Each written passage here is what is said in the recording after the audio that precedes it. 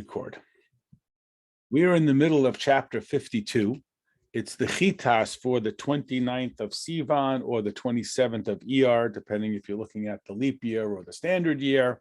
It's page Ayin Gimel if you have the old-fashioned, just plain text. And as we mentioned, these last three chapters of Tanya, this is the penultimate chapter, and that's very exciting to be able to say penultimate. You don't get to say that very often. There's 53 chapters, are a little bit of an addendum to the entirety of Tanya. We mentioned this last week, that's in some of the earlier manuscripts, you don't even find these three chapters in Tanya, and they have a little bit of a different tone to them that serves in this context to be a bridge to the Shar HaYichud V'Amunah, which is the next section of Tanya, where the Alter Rebbe speaks about Hashem more directly. That is, we could say that the book of the Beinani speaks about how we have a relationship with Hashem, because behold, it is very near to you in your heart and in your mouth, and you may do it. And the Shar HaYichud V'Amunah speaks about speaks about Hashem sort of more directly. What is Hashem and understanding Hashem? And these last three chapters serve in a sense as a bridge from one theme to the other theme. And the fundamental theological question that we always have to deal with, and has been dealt with in recorded stories in the Talmud, where when the Romans, after they destroyed the Beis Hamikdash and conquered the land, they were sort of impressed with the scholarship and so forth of the Jewish people, and they recorded in the Talmud, it's recorded some of the questions and discussions they had, including a little bit about this topic, meaning how can the infinite God be in the finite world? This is the most profound sense of the question. We talk a lot about the Tzimtzum process. We're going to retouch upon the four worlds and talk about that idea. And this really becomes the core message. If God is infinite, or we would say since God is infinite, it's not questionable, and we are finite. So how do the two mesh?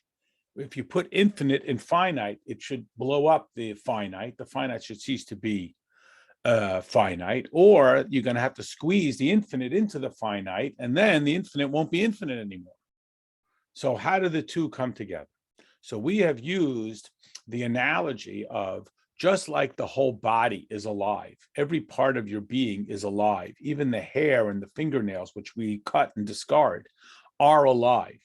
And yet the core, most profound, most prominent, most obvious place, most distinctive, most personalized aspect of our existence is in the mind. That's what really separates one person from another.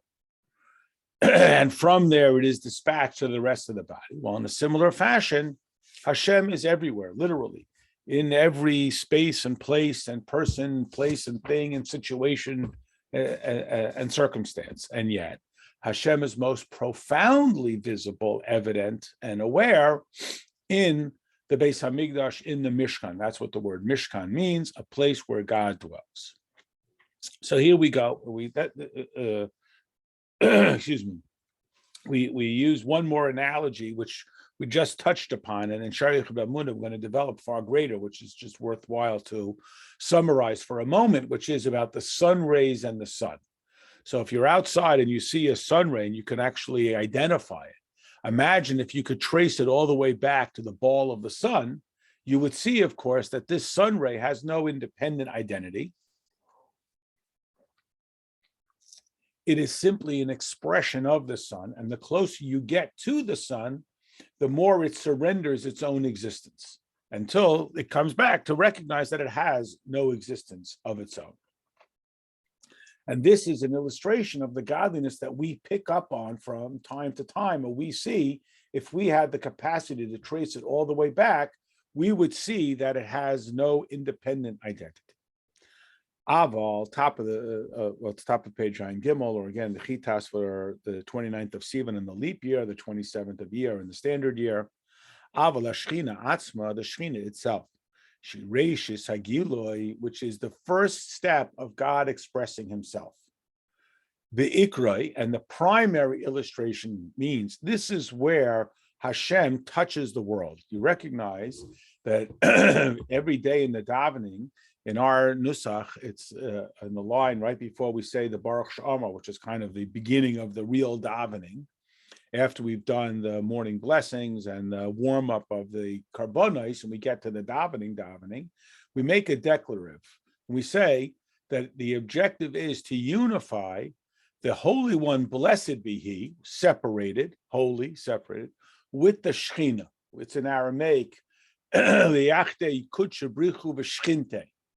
that is to bring the abstract aspect of Hashem down into this physical world. That Hashem, the infinite of Hashem, radiates down here in a manner that is revealed. He, and this point, this meeting point, is makar kol hamshachas achaya shebechol ha'olamas, is the source, excuse me, and it is the meeting point that draws down the infinite light of Hashem.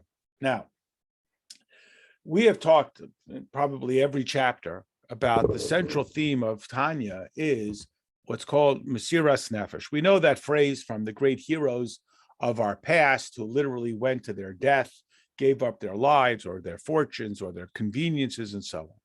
And one of the core points which the Alter Rebbe underscores is that Mesiras Nefesh is not just about a moment when a person has that kind of courage to, again, surrender their identity and their life and go to their death, but it is really a moment to moment when a person puts aside the ideals and the values of the Nefesh HaBahamis to become subsumed within the infinity of Hashem. That is, not only that they changed their weekend plans because they decided that Shabbos is more spiritually meaningful than playing golf. And not only that they decided to surrender their financial aspirations because they decided that it is more important to send their children to yeshiva than to go on vacation, which are great and significant. And I don't mean, in God forbid, in any way to undervalue how difficult that is.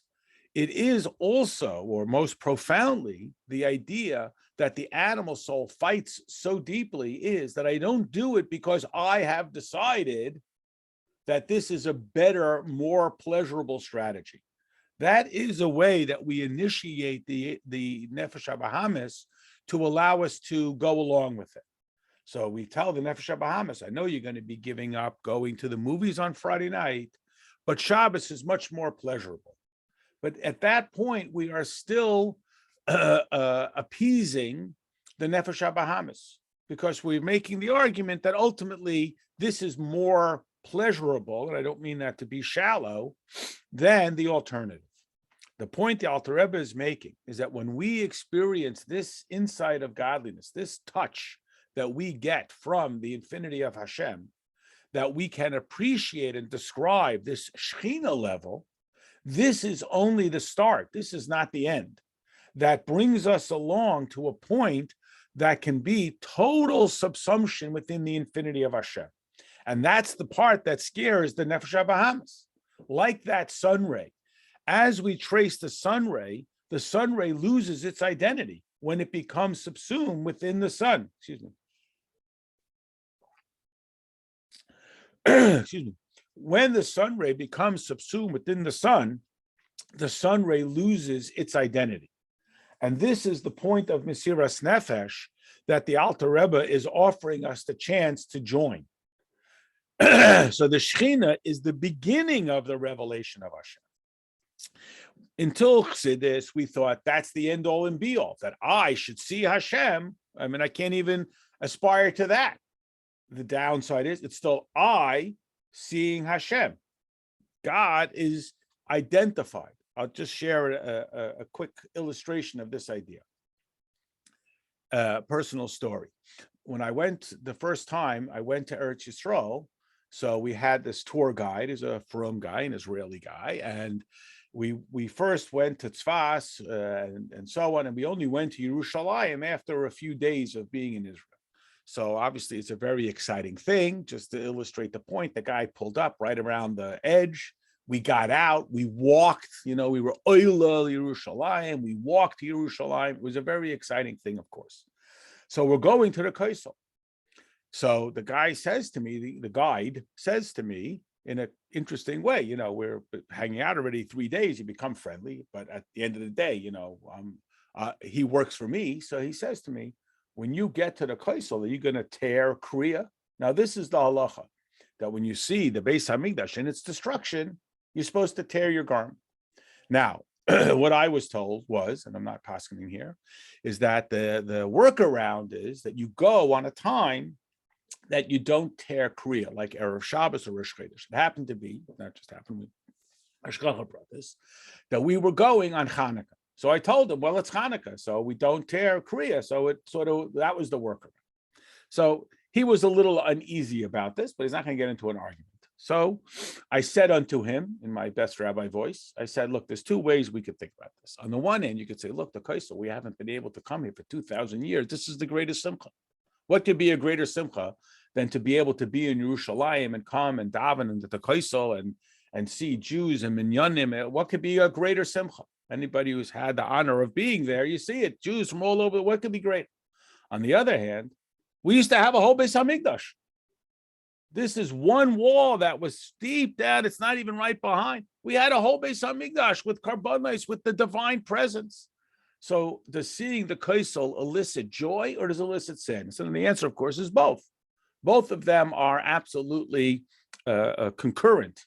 There's the great joy at the opportunity to be at the Beis Hamikdash, at the site of the kaisel where we haven't been for 2,000 years.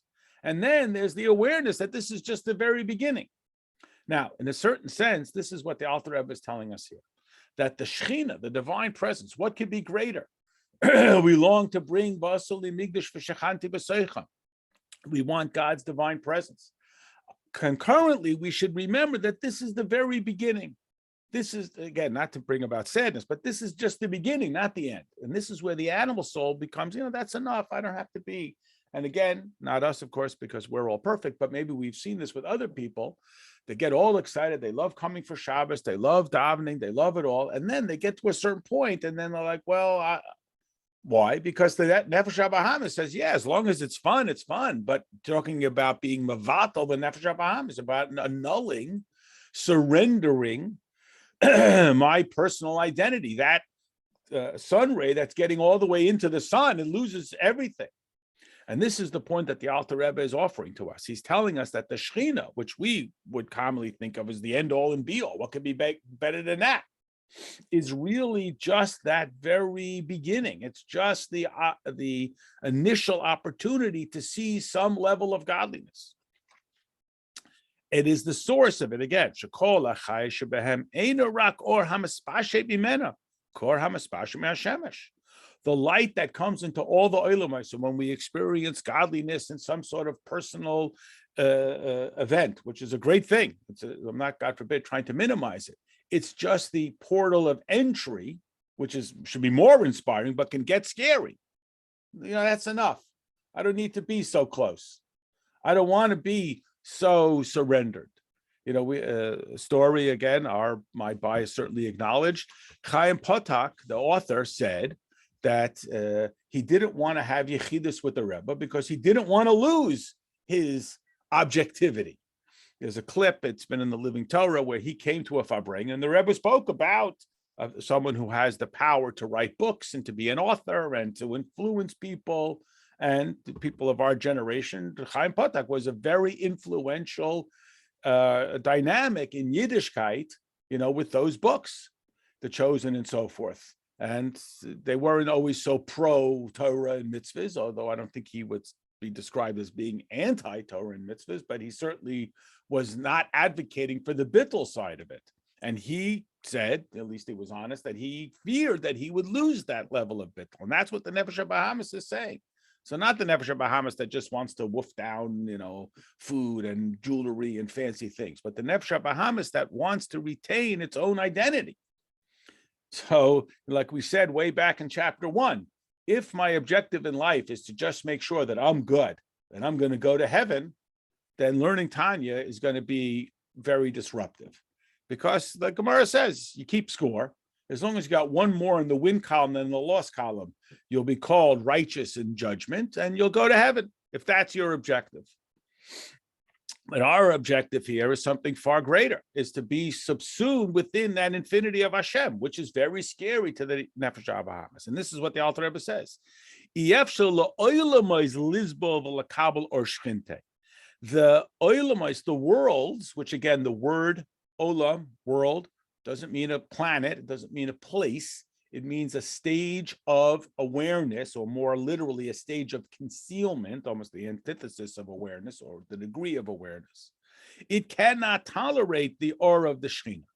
I mean, if we think about even the Mishkan, it's so incongruent to the wilderness. Where did they build the Mishkan? Not in Yerushalayim, and certainly not in the most glamorous in Paris and in Manhattan and in the most glamorous city. They built it in a wilderness where nobody lives in a home. Nobody even has a hut. And here they're building this fantastic palace. It's completely incongruent with the surroundings. Well, meaning that it couldn't tolerate it. It wasn't something that they could absorb into their individuality. So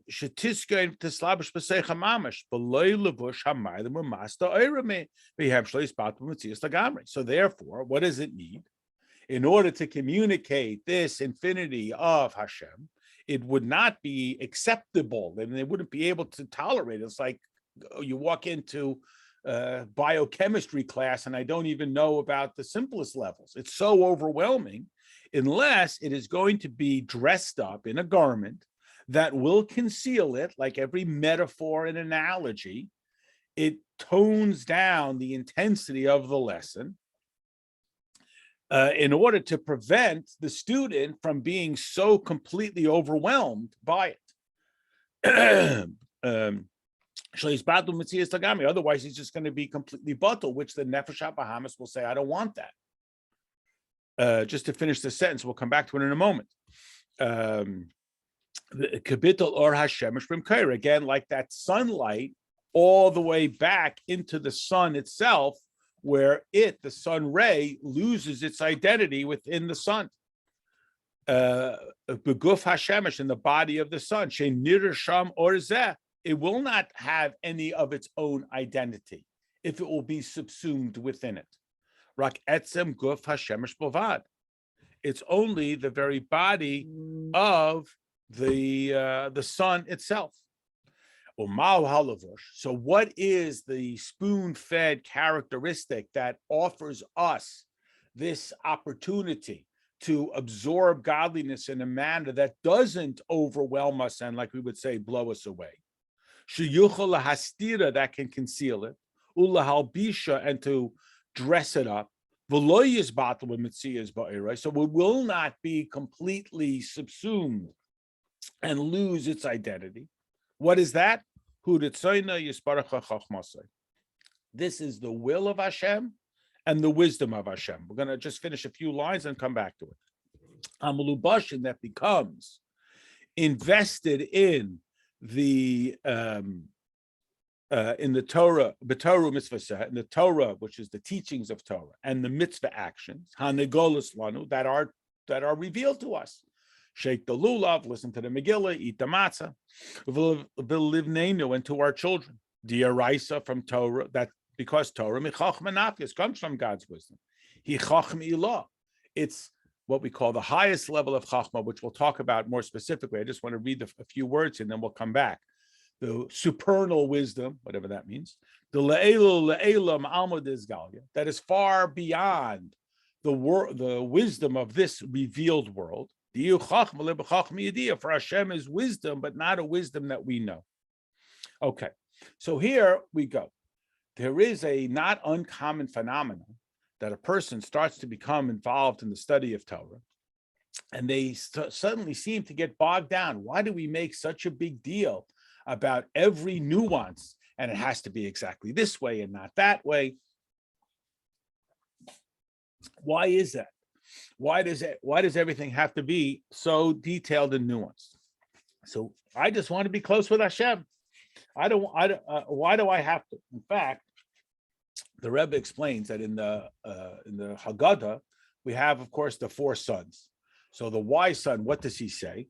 What are these testimonials, these decrees, the chukim, and the justified laws, the three different categories of Torah mitzvahs? What are they? So he explained to him all of the mitzvahs, including that you don't eat until you don't eat after you eat the afikomen. You recognize this hopefully from the Haggadah. So the Rebbe asks a seemingly obvious question. The Haggadah is describing this son as the wise son. So if he's wise, what's the wisdom in his question? Anyone can ask the question, what are the rules? And if he's wise, how come he doesn't know the rules? And why do we specifically point out about the afikomen? There's a million rules on Pesach. Why are we pointing out the afikomen in particular?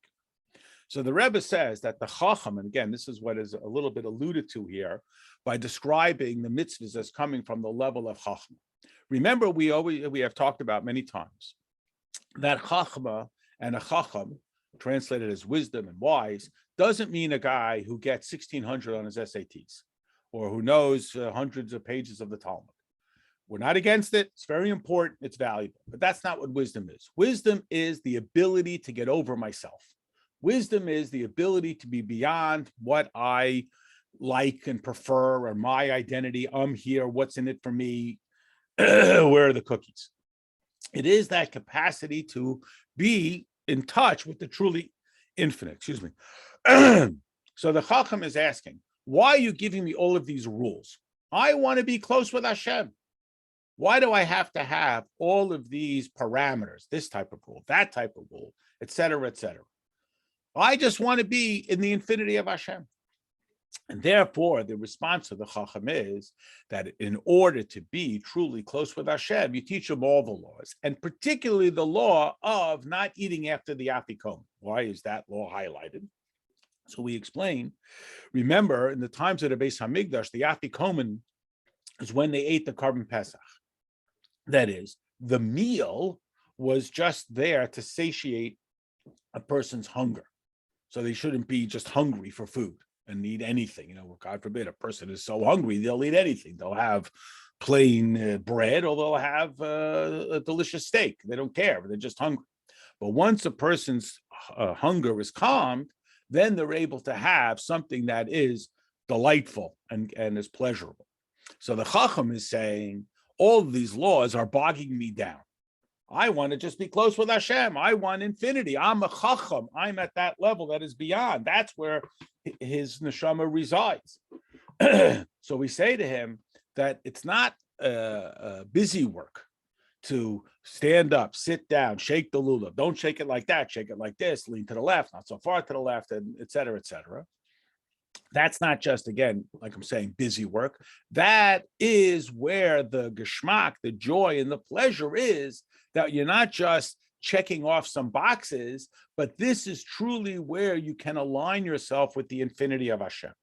So when we might feel, why is it that Torah is so concerned with this small stuff and this detail? Again, that's a human magnitude meter as to, quote, what's important. Why would God care about this? Well, why would God care about any of the things? Because I care about them? Because the infinity of Hashem wants to have an intense, close personal relationship with the infinity of us. And as such, he makes himself available to us in these bite-sized pieces so that even this level that is higher than the Shekhinah, which is what the human, I call it, and is the animal soul, that sounds so harsh, I can humanly appreciate the wisdom, the genius, the inspirational, the spiritual meaning, et cetera, but it's that stops at the Mesiras Nefesh level, because again, ultimately it is I like it, and we're trying to get beyond the I like it, and this is that Chachma level, that infinite level that is made available to us by this finite level. So when we do a particular mitzvah, and sometimes we don't sense the infinity of Hashem in this particular mitzvah, instead it feels like routine or bogged down or tedious, etc.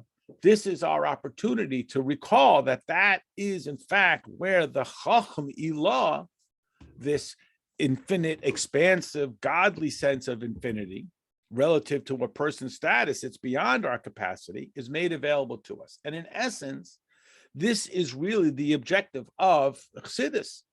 Like I say, hopefully about every line, this is the whole point of Tanya. The whole point of Tanya is to make an infinite God accessible to a finite people. And this is one of the reasons why some people were a little I don't know what the word is, scared, put off by Tanya, because they said, well, this is it's too accessible. You're making Hashem too reachable by the people. That's off-putting or frightening, whatever the word is. It made people uneasy, because you are taking the infinite Hashem and you're putting the infinite Hashem into the hands of people. And again, we all know the metaphor about the prince who's so sick that he can't take any standard medicine, and we have to totally go for broke and take the diamond out of the crown and crush it up, even though it'll be wasted and even though it'll be dismissed or sort of almost poo-pooed or thought of as unnecessary, because maybe a little tiny drop will pierce his clenched mouth and revive him. And this is what the Alter Rebbe has done here. So he has given us an opportunity to be in touch with the infinity of Hashem by pointing out that the Shekhinah is like the Kaisel. It's fantastic. It's the greatest. And it reminds us that there is something so much greater, so much more infinite. Like we said before. Sha'or ein soif baruch hu, the infinite light of Hashem, which infinity is very dynamic, but it's also very scary. Infinite is very scary. Becomes invested and unified again with this infinite chachma, this and this is in fact Hashem, his wisdom. And again, wisdom is not about his genius, but about the gift that he gives us. Rocks, or what happens? How come when I shake the lulav or listen to the Megillah, or eat the matzah, I don't have this kind of dynamic, electric enthusiasm? Because sheyarda b'seisa hamadregas, because it passes down through all of these levels. I mean, madrega lemadrega, from level to level. In the process and the procedures of all of the worlds.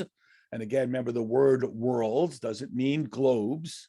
Until it becomes invested in material things. So yes, when I eat the matzah, I am aligned with the infinity of Hashem.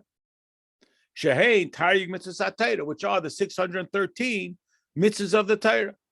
So yes, even though those mitzvahs sometimes feel tedious, or they sometimes feel pragmatic. Oh yes, this reminds us that we went out of Mitzrayim, and this tells us to take a break from the pursuit of our worldly activities, and this teaches us to be disciplined and not to indulge ourselves in everything that comes in front of our face. And this teaches us to remain separate from the pursuits of materialism. All true, all good. Yes, yes, yes, and yes. And these are touch points that bring us to the infinity of Hashem. And as they go from level to level, the Shekhinah, the divine presence of Hashem, comes through with them. Lahavdil, just like in a great business, the CEO of the business is his success is his capacity to transmit the philosophy, the meaning of the of his company down to the minimum wage employee. And if he can pass that all the way down, that it comes down all the way through, he is able to be successful. Yes, Cardi, what can we do for you? Just a really quick question. Sure. When we do the mitzvah, okay, we eat the matzah, okay, and we get close to the infinity of Hashem and so forth. What happens when we eat the matzah and we're just eating the matzah? Okay, yeah, this is great. Or we do it with great, what is the word, kavana or something? There's different ways of doing it. Do we get like an inch closer, or what happens in that dynamic there? Okay, that's an excellent question and an important point. So I'll respond with stories, actually 2 stories. So the great Chassid Ramendel Futafas, who spent 16 years in a Soviet labor camp and so on. So they tells 2 stories. One year, he was not able to get, his wife would try to send him these care packages, but as you could imagine, it was a very, very difficult thing. So he didn't have anything for Pesach. So he sat down and he had saved a raw egg, and he pretended, he imagined that this was the 4 cups of wine. And, we had some potato shavings, whatever it was, the terrible Mesiras Nefesh of the time. And he thought, and he said over the Haggadah in his head, and, to his best of his ability. Another year, there was a great simcha. He got the package. Now, in the prison, there were also two other Jews who probably deserved to be in prison, not because they were studying Torah. They were just criminals. And Reb Mendel says to these two guys, I want you to come and make the Seder. He was so happy at Matzah. I want you to do the mitzvah too. And these guys were like, we don't want to do it. And the guards are going to be angry at us. And we don't want to make trouble. But Reb Mendel had garnered some respect from the other prisoners. And his other prisoners found out that Reb Mendel wanted these two guys to sit down with him and make the Seder. They told him, if you don't make the Seder with Reb Mendel, we're going to kill you. Because it's important to him, we want you to do it. So they had no choice. They sat down and they begrudgingly ate the matzah. So the question is, who's closer to Hashem? Reb Mendel, when he's sitting there the year before with nothing, and he's crying that he doesn't have matzah and he doesn't have wine, and he's drinking this raw egg, and he's thinking about the going out of Mitzrayim and so on.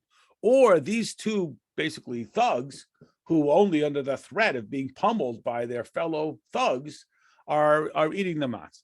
So, it's not maybe you never come to the test. But on the one hand, we say, well, look, remember that you did not eat matzah.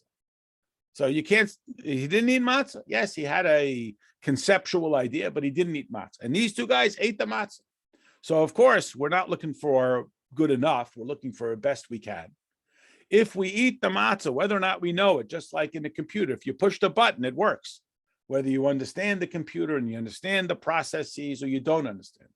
Or if the guy drives me to someplace I need to go because it's his greatest joy and pleasure and he wants to do me a favor, or because it's an Uber and I hired it. The degree of closeness, meaning I don't feel a closeness with my Uber driver. I may be appreciative. Thank you. I paid him. He did it. He was pleasant. Thank you. Goodbye. I don't remember his name. My friend desperately drops everything to help me. I have this intense closeness and this sense of meaning. And this is where the Mesiras Nefesh. Am I doing it for Hashem, or I'm doing it to check a box, or I'm doing it out of social compulsion, or I'm doing it because I think it's a good idea, and so forth. So we have the capacity to shade or grade the intensity of our relationship. So I hope that answers the question. To this degree, our kavanah is what allows us to, but we can't change the access point.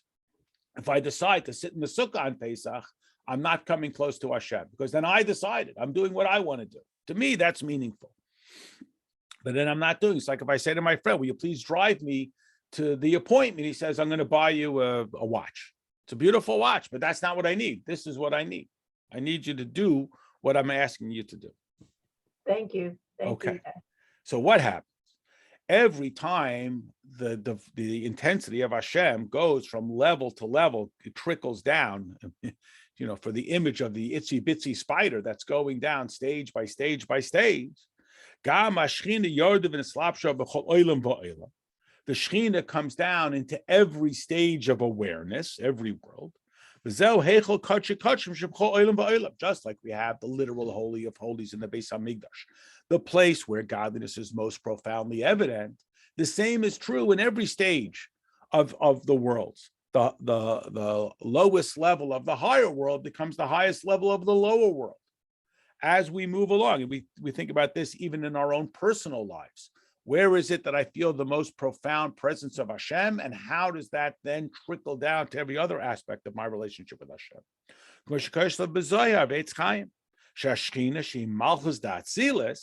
When the Shekhinah is the Malchus of Atzilus, remember the image, hopefully, of the four worlds and the 10 spheroids within the worlds, that the level of the spheroids is the processing through which we go from the most infinite down to the most finite. And that most expressive aspect is called Malchus. Hopefully this is familiar to everybody, from the 7 characteristic spheres, 3 of the intellect. And Malchus, like the word suggests, a king, A king means that there's a relationship. You can't be a king unless you have subjects. Like you can't be a sibling unless you have a sibling. You can't be a parent if you don't have children. So you can't be a king unless there is someone over whom you are a king. In contrast to, for example, chesed, I can be a nice person, even though right now I'm not doing kindness to anybody. There's nobody here in need of kindness. I'm still a kind person or a disciplined person, etc. This stage of being a king is necessitates that there is a subject. So the malchus of Atzilus being the most personal, remember the metaphor of the child within the mother, the fetus, hopefully these things are familiar to everybody. When it comes down to malchus, it's now expressed to the next level, bria. So what is the most external of Atzilus becomes the most profound of Bria, and then trickle all the way down to Yetzirah, then all the way down to Asiyah, then all the way down to here. What is the most expressive aspect of godliness here is the physical mitzvah actions, particularly the ones that don't jump off the page as being most profoundly. You know, it's a curious point. The 10 Commandments are given in Parshas Yisro. The parsha that immediately follows Parshas Yisro is the parsha called Mishpatim. Mishpatim are the laws of property damage and contracts and animal husbandry and injury and so on. And you think, wow, what a weird contrast. I mean, here we have the most profound revelation of the infinity of Hashem, followed up by all of this kind of very pedestrian stuff that every nation has their sets of laws. Sometimes they're the same, sometimes there's different. We can quibble about who's got a better personal injury policy and so on and so forth. Why are these two put together? And that's the point, because the most external, that is least knock you over the head, obviously godly characteristic is in the mishpatim. Stand up, sit down. If your animal eats the other guy's tomatoes, you got to pay him, and all of this pedestrian stuff. Because this is the illustration of the infinity of Hashem manifesting itself in the ordinary. And again, this is where the animal soul says, hey, no, this is mine. Don't tell me how to do that. You want to tell me about ritual and about Shabbos and so on, fine, but don't mix in. And Hashem is saying, well, that's where I want to be most profoundly, which is indicated, just to follow that thought up for a moment, that the first letter of the parsha of Mishpatim is Vav, Ve'el, and these are just as spiritual as the infinite of the 10 Commandments that you just concluded in the parsha before it. Shehi, in the bracket, Shehi Bechin is Gili Yorein Soif Baruch Hu. This is evident godliness, the infinity of God.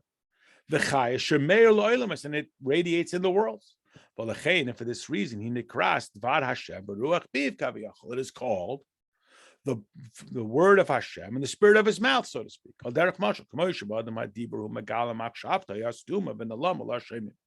That just like speech is the method through which I reveal what is most deeply, profoundly of self. And again, hopefully if a person is thought out and they speak not just nonsense, they're not just babbling off, but there's actually an expressive characteristic to it.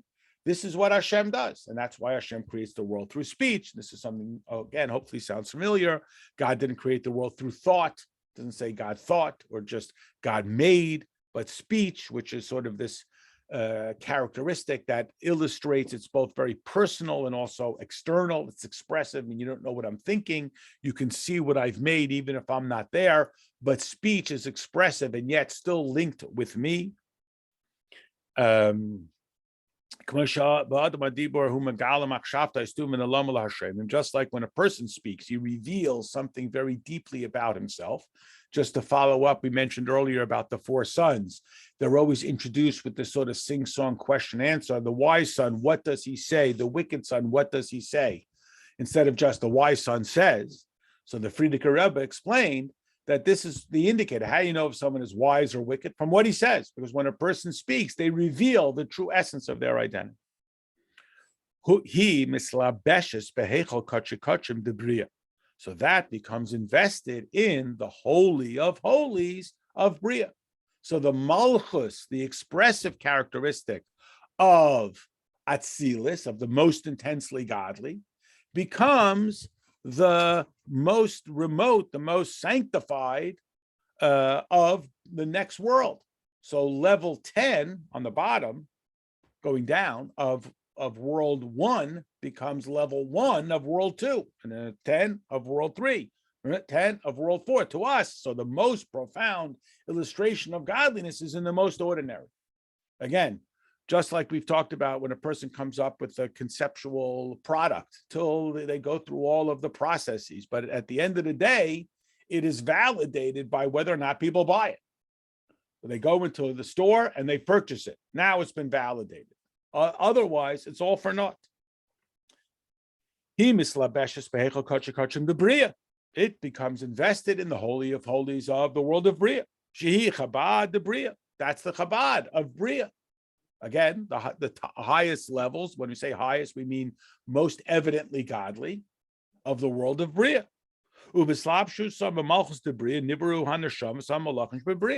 So now you start to get the creation of the malachim of Bria. What are the malachim? Again, malachim, angels, but the idea is that they have identity.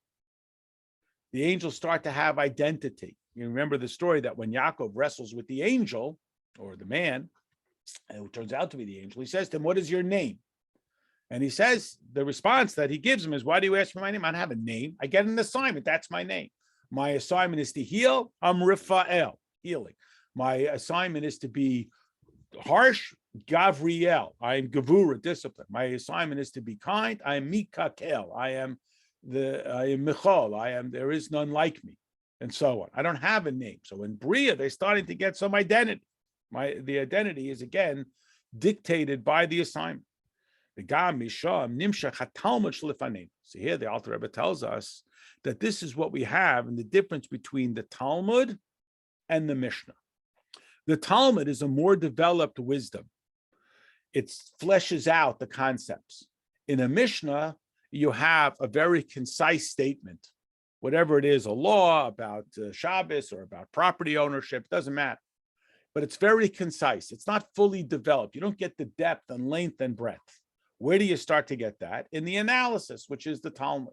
So the Alter Rebbe is telling us that this Talmud, again, even though it's dealing with what do I do if my ox knocks over your kiwi stand or whatever it is, some seemingly very trite, remote, and maybe never even happened human characteristic or concept, this is an opportunity for us to see that full-on developed infinity of Hashem. As we mentioned earlier. Now, it's curious because it's not mentioned earlier here. It's actually mentioned later in Shayichet V'Amunah. And as we've talked about, there was an initial idea that the Alter Rebbe was going to print the Shayichet V'Amunah first. And therefore, this would be a reference to what he talked about before, but wound out being published later. Sheba'olam habriya me'irus mashpia sham chachmasu b'nosu b'daito shlein soif baruch hu b'bechinis tzimtzum otzum v'sheyuchlu hanashamas hamalachim shem balik bul v'tachlis lekabel hashba me'bechinis chabad elu v'lechein nimshach misham hatalmud shugam ken bechinis chabad shal talmud hu taimi halachos arburyan b'taimim heim bechinis chabad. So the Alter Rebbe tells us again that the characteristic of, or the gift of scholarship of the Talmud originates in the world of Bria. Now, here's a classic example. This is a statement that is found in the Tikkun Zohar. It's a Kabbalistic statement. Prior to Chassidus, okay, the Talmud comes from Bria. All right. I mean, it's almost like Lahavdil, the table of elements. It's just sort of a factual thing that we have established. But here the Alter Rebbe gives us a pragmatic way to understand this idea. The concept of Bria is where you start to have nuanced intellect, like the angels start to take on a characteristic. There's an upside, of course, because it's graspable, but there's a downside, because every time you nuance an intellect, you remove other opportunities for understanding, other concepts, other suggestions. Every time you make a decision, you're ruling out some other decision. So whereas God is infinite and intellect must be particular, so there's an upside and a downside. So that particularization begins in the world of Bria. Again, like the angels, they start to get a name. You get a name means you have an assignment. You're assigned to be healing. You're not there for being punishing. And sometimes we have this discussion, was this an act of gavura, of harshness, or was it an act of kindness? Meaning, it starts with which angel is, or what's the name of the angel? Meaning, what is his role? And that's because the Talmud develops, comprehends, fleshes out, gives substance and structure to the ideas. And that's what Bria does. It starts to give tangible structure. You have an idea, you start to develop it, like it talks about that Hashem created worlds, destroyed worlds. He came up with ideas, he reformulated those ideas, he came up with new ideas, reformulated those ideas, on and on and on. Shehein, Chesed, Din, Rachamim, they start to take on individual characteristics. They start to take on the Midas. This is a Chesed law, this is a Rachamim law. They start to take on that characteristic. So you start to get rules. Not everything goes. You start to get this rule and that rule.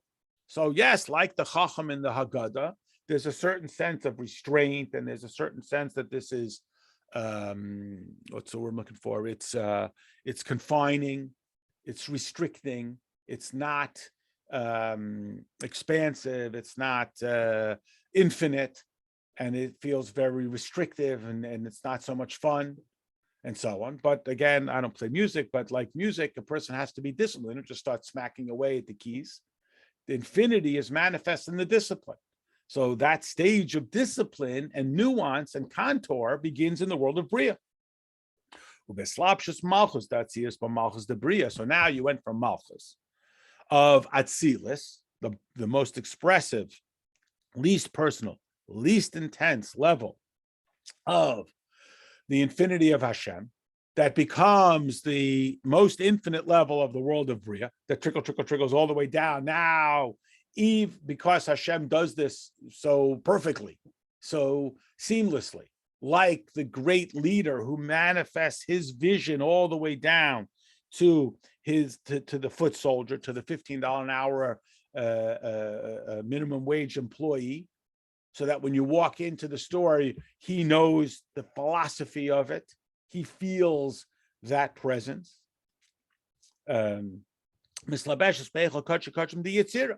now Bria is ready to pass it down to the next, more nuanced world, the world of Yetzirah. Remember, the word Yetzirah means art. It's more nuanced, it's more particularized. Shu Chabad Yetzirah, again, which begins in the Chabad of Yetzirah. Ubis Labshusum Malchus de Yetzirah, and then it goes all the way down through the Malchus of Yetzirah. Now you start to get the particularized malachim and spirits and sort of population, those worlds. I mean, you think about this in our own life. We have an idea, we start to formulate it internally, we start to put it down on paper, maybe we have to redo it till we can get it down. And as we know, most great ideas are what they say, 10% inspiration, 90% perspiration. Like, are we willing to really work it through down to every nook and cranny? The Gamisham, he hamishna shlepanenu. So in the world of Yetzirah, which is more developed, but I'm sorry, it's more nuanced, it's more concise, that's where you get the Mishnah. The Mishnah is a spurt, it's a few lines, it's just the raw idea, which is why a child begins their study with just the Mishnah. We've all learned a little Mishnah, whether it's part of the davening, it's in Pirkei Avos, the little snippets, they're self-contained. And on the surface, they're perfectly content. Then you get to the next grade, you go, wait, that thing that you thought was so simple, it's not so simple. What if we do it this way? What if we tweak it that way? What if we pull it a little bit this way? We pull it a little bit that way, et cetera, et cetera. So each of these stages of the further nuanced development is manifest in the teachings. So there may be more accessibility because it's being made more and more relevant to us. It is the defined rules: stand up, sit down. But again, the idea is that although it has come so many shades down, The infinity of Hashem is found in that moment. That is the infinity of Hashem. But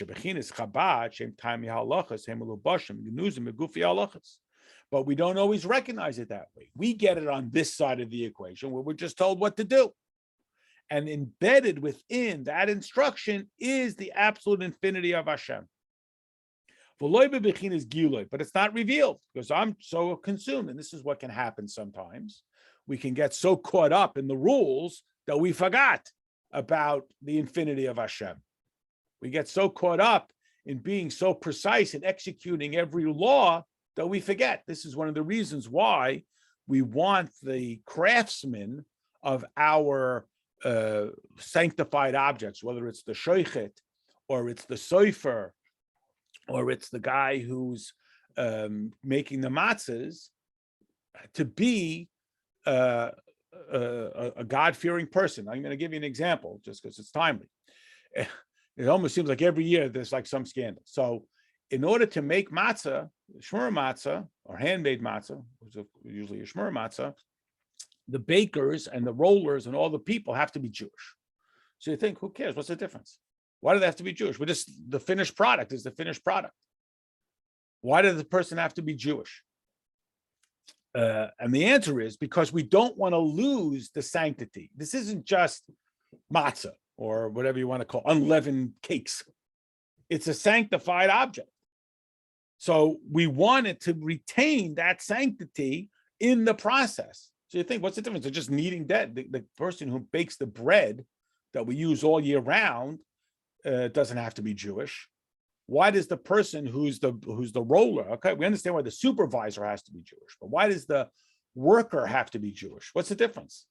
If he's doing it, he's doing it. And the answer again is because we don't want to lose the sanctity that is contained within this physical mitzvah, which is vulnerable to that because it's just flour and water baked in an oven. It could just be a perfunctory process. So that's what we want. We want it to be that sanctified. The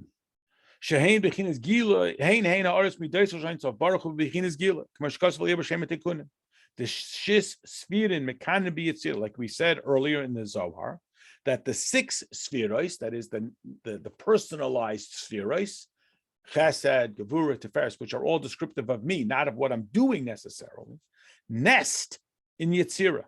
Shehein derech klal shnei kavan yaminu small, which again we divide them up in right left, and there's different metaphoric or analogous characteristics of why right left. Right is strong, left is weak. So chesed is strong and gevura is weak. Lahakel misitr de chesed, dahainu lahatir, so that a person who's a right side person, because we have spiritual personality as well.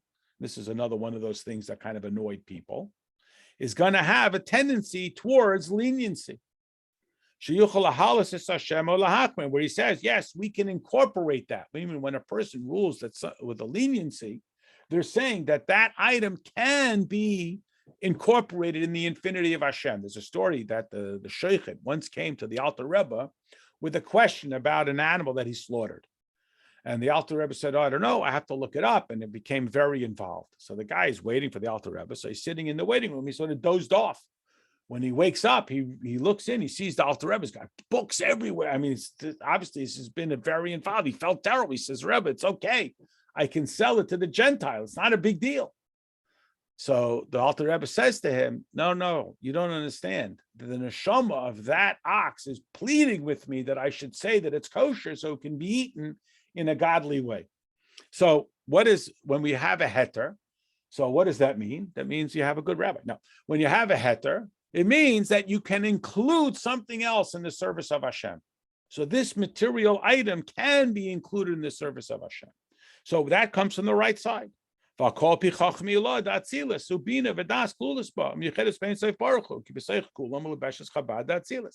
does this work?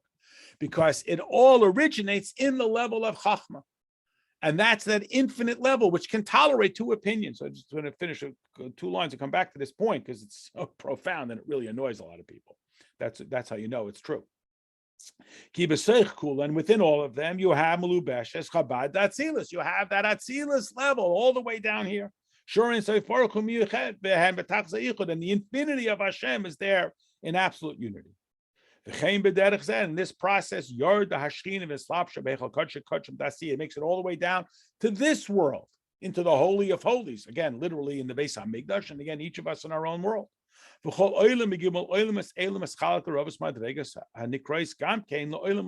every one of them, again, is further subdivisible. And the Malchus of Atzilus is down here in all of these worlds. And in the note there, now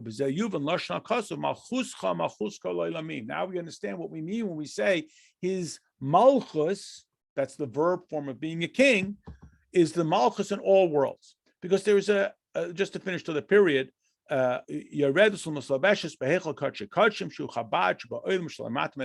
always comes down to the stage that is beneath it from the Malchus of the higher level. So here's a common issue that comes about. We find in the Talmud and in other places, and you're familiar with all of this, we have pairs, they're called. You have Hillel and Shammai. You have Rav and Shmuel, Abaye and Rav. Now, their disputes are all over the Talmud. Any book of the Talmud you open, this is a law of Shabbos, this is a law of property ownership, this is a law of temple procedure. Hillel and Shammai. Now, you could get the mistaken, this is important backstory, you could get the mistaken impression that they just argued about everything. That's not true. I mean, we have hundreds of thousands of laws. Maybe they argue about 200 of them. I mean, it's really a minority. And we should never, chas v'shalom, think that they didn't like each other. The Gemara actually makes a point that the people from Hillel married the people of Shammai. So it's not that they didn't like each other. But you ask the question, who's right, Hillel or Shammai? So the Gemara asks this question, and it says, a phrase maybe you're familiar with, Elu ve'elu dibur likim chaim. They're both the words of Hashem. So you're right and you're also right. How could it be? Hillel says this is permitted, and Shammai says it's prohibited. And we all know that those scenarios don't just mean that we like you. We don't. It means we could put the guy to death for doing it. And Hillel says it's totally permitted. So why is it that they are constantly disagreeing with each other? So we explain that they have different philosophies on how they see the world. They have a different mentality, a different conceptual theory on how they see the world. But that only begs the question, why? They both have access to the same information. They both are very highly genius, smart, whatever it is. So why? Now, in our society, we who are mere mortals, we have a tendency to believe that people don't agree with me because they don't know what I know. So I will explain it to them. That's why they don't know. They don't have the information that I have. I have other information they don't have. Or the only other reason why they would disagree with me is because they're immoral. They know I'm right, but they have their own agenda. Now, clearly, we do not ascribe this to Hillel and Shammai. So much so that we're actually told why. That Hillel came from the quality of chesed, and therefore his tendency was to be more permissive. And Shammai came from the tendency of gevura. There's also their personal experiences. Hillel came from poverty, so he saw the world one way. We have a similar idea. Rabbi Akiva came from poverty and ignorance, so he saw the world one way. And he commonly was disputed. Rabbi Yishmael, who was a Kohen Gadol, he saw the world in one way. But again, it ultimately comes down to they have the same information, they have the same intelligence. Why do they see the world differently? And the answer is because their neshama has got a personality. It's got a highlighted characteristic. Just like a family has multiple children, and these children come, and look, Yaakov and Esav came from the identical act of conception. And yet they were so different, but in many ways they were similar. But the question is, what is the highlighted character trait? So it manifests itself all the way down. And again, this is why it annoys people. Say, no, I don't think that because of my personality. I am objective. It is purely academic, but we can't be purely academic. We have life experience, we have issues, et cetera, et cetera. We'd like to think that we can somehow detach ourselves, but it's not possible. That's why Hillel was more permissive. And just to follow that one step further, this is why we have the idea that now we follow Hillel. We all know, for example, Hanukkah, we light 1 candle, 2, 5, 6, 7, 8. And when Mashiach comes, we're going to do like Shammai. So if we know that, why don't we just do like Shammai now? Because we're not at that level of Shammai where we can see the infinity of Hashem through his characteristic of Gevurah. We need a more chesed quality. So there is a nuanced distinction. We like to think, and again, there's a certain appeal to think that, well, no, I have no agenda. Not because we associate that with being self-serving or what's the word I'm looking for? Like negative. It's got a very negative connotation to it. We're trying to overcome that negative connotation and see it as being the illustration of their character. So the infinity of Hashem comes through this funnel and manifests itself in every stage of awareness and all of the spheres. And every neshama has that aspect. That's why this neshama is excited by this mitzvah or this Torah or and so on and so forth. That's why when a person says, I've studied all of Torah, it doesn't speak to me at all. It can't be. There's got to be something. This person more inspired by Medrash, this person more by mitzvah actions, this person more by Talmud, whatever it is.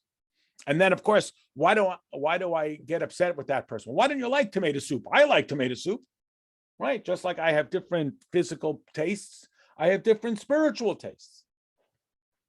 Again, even though it all originates in that infinite, and this is the infinity of Hashem. I have a friend, his father, he's passed away now.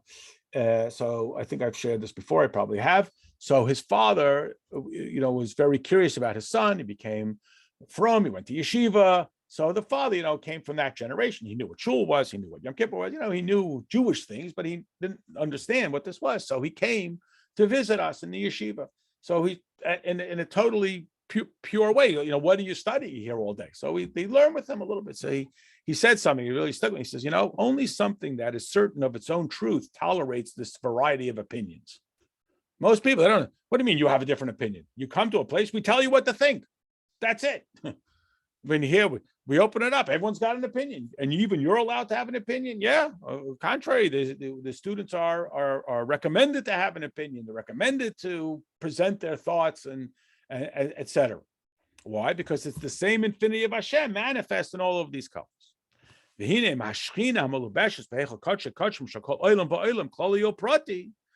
the divine presence that is manifest most obviously, like the intellect of my personality is manifest most profoundly in my Chachma, Bina, and Das. Again, intellect, we use that word loosely.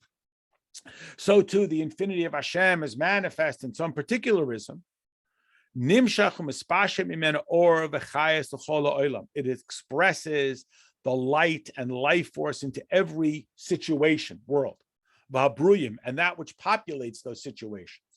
Again, like the neshamas and the malachim, and all the way down to the particularisms. And this is where we have to be so cautious to retain, I'll use this word, it's kind of a fuzzy word, like the spirituality of our mitzvah actions, like having a Jew make the shmura matzah and having a yirah shamayim be the shoichet. Like we asked the question, I mean, this is the question comes up with the shmura matzah too, but even more so now, why can't we have a machine do shechita? We could make a machine that'll be so perfect, it would execute, pardon the pun, the objective precisely. We certainly could make shmura matzah better with machines that we have today, because then we would lose it. There's a story, I think I'm telling the story correctly. So Rabbi Klein, Olav Shalom, who was the Rebbe's secretary, so they were always looking, as time went on, things became so overwhelming. They're always looking to make it easier. So they came up with an idea. The Rebbe was very particular that nobody else reads the letters that are sent. People send private things, nobody else is allowed to read. So they said, we have an idea. What if we could open the letters? Wouldn't that save time? I mean, it's a big deal. Everyone get a letter and people tape it up, and especially these come internationally and so on. Let us get the Rebbe, we'll get a letter opener and we'll open all the letters. So they knew, though, that they can't do anything like that without asking the Rebbe first. So the Rebbe said no, as you can anticipate, otherwise the story wouldn't be interesting. Why? Because the Rebbe says, when a person seals that letter and they sometimes have tears in the letter, we know the things that people suffered and wrote to the Rebbe for brachas. If you're just going to open it mechanically, you're going to lose that relationship. I'm obviously not quoting that precisely, but This is the idea. And this is the point that the Alter Rebbe is reminding us, that the infinity of Hashem is to be found in this very ordinary thing. So the Rebbe points it out a lot with the story of Purim. What did Mordechai do? He went and he learned with the little kids. Why do you don't have to have Mesiras Nefesh for little kids? It's not one of the three cardinal, but this is the point. The top has to be manifest in the least evident. They're all created with those 10 statements from Maisa Bereshis. The 10 God said, let there be's. Shehem Dvad Hashem and Nekru B'Shem Shechina. That is the infinity of Hashem that is invested within the very fabric of that identity that is manifest within it. And that is where we can find the infinity of Hashem. So where's the infinity of Hashem? We tend to think it's in some abstract, not part of this world. That's the animal soul says, no, this is my domain. This is the real world. Don't bother me down here. And the pushback to that is the infinity of Hashem is specifically found as it is manifest in the most routine of behaviors. All right, this ends this perek. We got one more chapter to go to finish the Sefer Shel Beinanim. Of course,